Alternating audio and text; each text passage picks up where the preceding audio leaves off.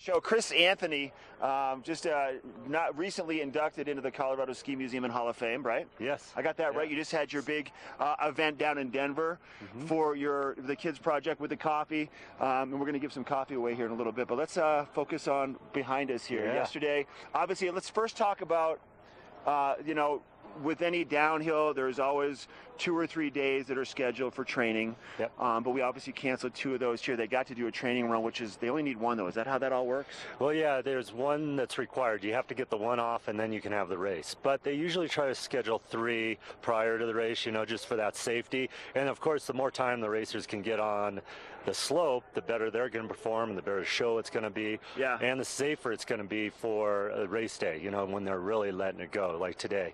So, and right. It's going to be fun. But what's really cool is that this is such a different year than the previous years. We have like almost full winter conditions here, and that changes the conditions of the course quite a bit. It's a drier, softer snow, a little grippier. So it could change up the results a little bit. We're going to see more aggressive skiing for sure. Yeah. These guys are going to just lay it out there because I'm sure the confidence is going to be really high. So let's rewind that a little bit. You talked about the snow conditions, and it favors some of our ski racers, particularly one of the guys on the U.S. team. You mentioned Steve Nyman. Yeah. He likes this kind of snow. So what do you think is going through his head going into his run today? I feel like if Steve and those people that grew up in these type of snow conditions, he's a Utah boy, the confidence has got to be pretty high. Yeah. I know he's coming off an injury, but a lot of the Americans, they're used to a little bit softer snow and just these wintry conditions. And I bet you they're feeling pretty good about this out here today. But of course, you have Axel Svindal, the Norwegians, and Kjetil Jonsrud. Right? Yeah, they're so dominant here. One of my favorite though is Vincent Kriechmeier from Austria. I met him in Kitzbühel last year, and just his skiing style, I have to tell you, it's like a little bit of old school combined with new school.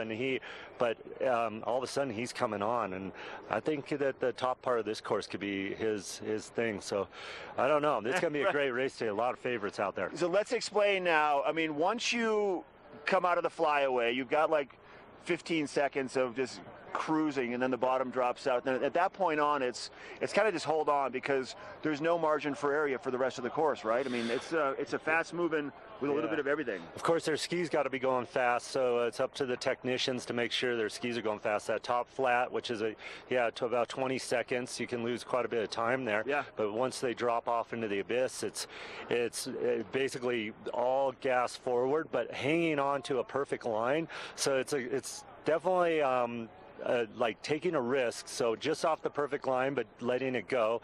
And you go through that center section of the course, and some of the winning runs, the most exciting runs, are usually the ones that win, the ones where they look like they're just not going to make it. Yeah. So it's a very exciting race. But one thing that is neat about this course is that if they do make a mistake somewhere in that midsection, it's so steep that they can make that time back up, as long as they don't do it before a flat or something like that. Yep. All right, so we get you tomorrow for the Super G. Yep. We get you for Sunday for the Giant Slalom. But right now, let's give some coffee away. Yeah.